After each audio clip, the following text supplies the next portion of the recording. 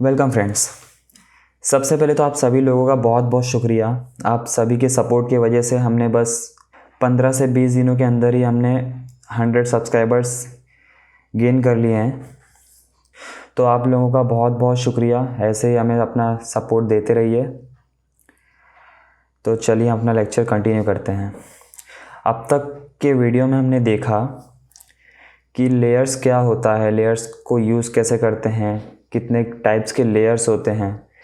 आज की इस वीडियो में हम देखेंगे कि लेयर को कस्टमाइज़ कैसे करना है। बहुत लोगों को नहीं पता कि लेयर को कस्टमाइज़ कैसे करते हैं।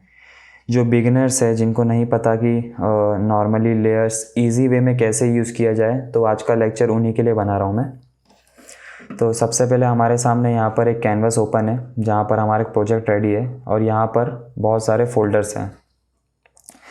तो सबसे पहले आप नोटिस करोगे कि ये जो हमारा लेयर है, इसका जो थंबनेल है ये आपको दिख रहा होगा छोटा सा है।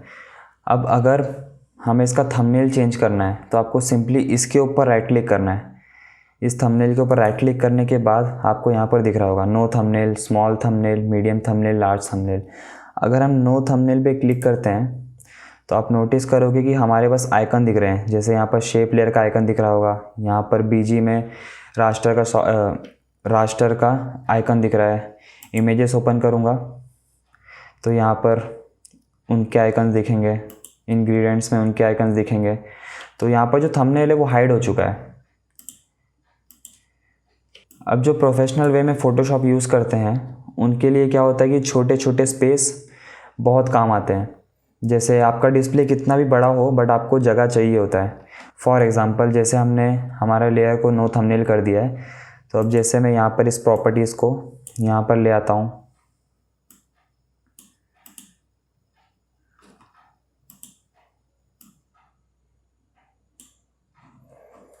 अब इस हिस्ट्री को भी यहाँ पर ले आता हूँ।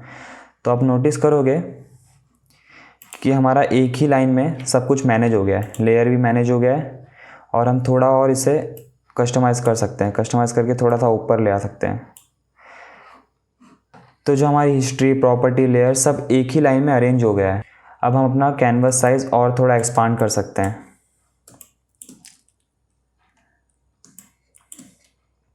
तो ये बहुत काम आता है जो प्रोफेशनली फ़ोटोशॉप यूज़ करते हैं। अब नेक्स्ट देखते हैं। तो नेक्स्ट देखने से पहले मैं सबको रीसेट कर लेता हूँ।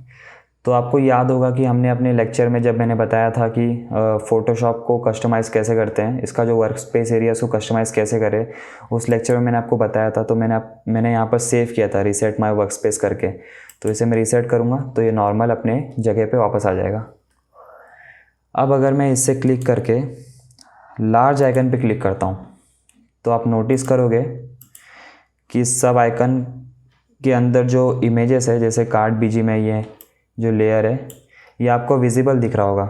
ये किसके लिए काम आता है? बिगनर्स के लिए बहुत काम आता है, क्योंकि बिगनर्स को क्या ये अच्छे से दिखाई दे रहा है कि उस पर्टिकुलर लेयर के अंदर क्या है, वो थंबनेल के सहारे उसे दिखाई दे रहा है। अब अगर जैसे मैं यहाँ पर पॉपुलर टैग्स पे जाता हूँ, यहाँ पर आपको आइकन दिख रहा होगा बट इसके अंदर जो हमने बनाया, जो शेप बनाया है वो आपको दिख नहीं रहा होगा। ये शेप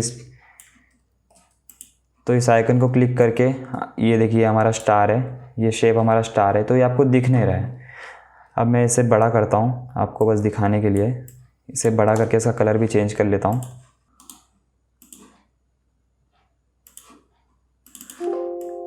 ये हम अपने नेक्स्ट लेक्चर में देखेंगे, तो आप ये मत सोचिए मैं क्या दिखा रहा हूँ।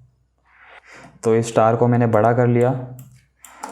अब बिगनर्स के लिए काम क्या होता है, अब आप नोटिस करोगे अगर मैं अपना स्टार राइट साइड में ले जा रहा हूँ तो यहाँ आइकन में आप नोटिस करोगे कि स्टार भी राइट साइड में जा रहा है। बॉटम पे ले रहा हूँ तो बॉटम पे जा रहा है। मैं कहीं पे भी लूँगा तो वो कहीं पे भी जाएगा। अब इसे ही ले लीजिए, इसे मैं अगर यहाँ पे ले लूँ तो यहाँ पर आ जाएगा। ये ऐसा क्यों हुआ? क्योंकि हमारा click thumbnail to document bond पे सिलेक्टेड है। अगर मैं इसे लेयर बॉन्ड पे सिलेक्ट करूँ तो वो बड़े बड़े दिखाई देंगे, आपको बस पता चलेगा कि वो लेयर कहाँ पर है। ये अगर मैं मैनुअली कहीं पे भी लेके जाऊंगा तो आपको दिखाई नहीं देगा उसमें। बट इससे क्या, आपको जो थंबनेल है उसके अंदर जो आइकन है वो उसको बड़ा करके दिखाता है, ताकि आपको अच्छे से पता चले कि आपका आइकन कहाँ पे है। तो ये बिगनर्स के लिए बहुत काम आता है, और बहुत काम तब आता है जब इसमें लेयर्स कम हो। अगर आपके पास बहुत सारे मल्टीपल्स लेयर हो तो आप स्क्रॉल कर करके थक जाओगे, आपको दिखेगा नहीं जल्दी से। तो मैं रिकमेंड करूँगा बिगनर्स के लिए, अगर लेयर्स आपके कम हैं तो आप बड़ा करके डेफिनेटली यूज़ कर सकते हो। अगर लेयर ज़्यादा हैं तो आप स्मॉल या मीडियम कर सकते हैं। जैसे मेरा स्मॉल पे, मैं नॉर्मली प्रेफर करता हूँ कि मैं स्मॉल में यूज़ करता हूँ, आप मीडियम पे भी कर सकते हो। अब एक और चीज़, ये आपको छोटा सा आइकन दिख रहा होगा, यहाँ पे जाने के बाद अगर मैं पैनल ऑप्शन में जाता हूँ तो आपके सामने सेम चीज़ें आ जाएंगी। मैं बड़ा करूँगा बड़ा हो जाएगा, छोटा करूँगा छोटा हो जाएगा। अब यहाँ पर भी आपको मैंने दिखा है लेयर बॉन्ड और एंटायर डॉक्यूमेंट में क्या फ़र्क है। अब ये क्या है, इसके लिए सबसे पहले मैं आपको एक दिखा देता हूँ। अगर मैं इन्फो का कॉपी बनाता हूँ, कॉपी बनाने का शॉर्टकट है कंट्रोल जे दबाने के बाद आप नोटिस करोगे कि यहाँ पर कॉपी तो हुआ है, बट उसका क्या है, इन्फो कॉपी। मैंने आपको दिखाया था कि फ़ोटोशॉप हमें अलाउ करता है कि इन्फो का ही एक और इन्फो बनाने के लिए, मतलब कोई भी किसी भी लेयर का जो एक नाम है, पर्टिकुलर नाम है, जैसे इसका नाम इन्फो है तो ये इन्फो इसे भी बनाने देगा। इस पर कुछ हमें ऐसा ही नहीं है कि अलाउ नहीं करेगा, ये इसे भी बनाने देगा। अब अगर आप चाहते हैं कि ये कॉपी नहीं, आपको बस इसका नाम ही चाहिए, जैसे वो इन्फो है तो इन्फो ही कॉपी होना चाहिए, तो सिंपली आपको पैनल ऑप्शन में जाना है और यहाँ पर ये आपको लेयर ऑफ़ कर देना है। ये डिफ़ॉल्ट ऑन होता है, बट इसे आप ऑफ़ करने के बाद अब अगर आप कॉपी करोगे, सबसे पहले इसे डिलीट कर देता हूँ। अब मैं कॉपी करूँगा तो आप नोटिस करोगे जितनी बार भी कॉपी करूँगा उतनी बार बस वो नाम आएगा, कॉपी नहीं आएगा। तो आज के लेक्चर को हम यहाँ पर एंड करते हैं। मैं उम्मीद करता हूँ कि मैं जो भी आपके लिए वीडियोस बना रहा हूँ आप उसे अच्छे से प्रैक्टिस कर रहे हो, क्योंकि प्रैक्टिस के बिना कुछ नहीं होगा। मैं चाहे कितना भी आपको अच्छे से सिखा दूँ, कितना भी बता दूँ, प्रैक्टिस नहीं करोगे कुछ नहीं होगा। तो अच्छे से प्रैक्टिस कीजिए। अगर आपको कुछ डाउट है तो कमेंट बॉक्स में ज़रूर हमें बताइए, और सपोर्ट करते रहिए। इस चैनल को सब्सक्राइब कीजिए और शेयर कीजिए अपने दोस्तों के साथ जो लॉकडाउन में कुछ सीख नहीं रहे। तो मिलते हैं आपसे नेक्स्ट लेक्चर में। Thank you.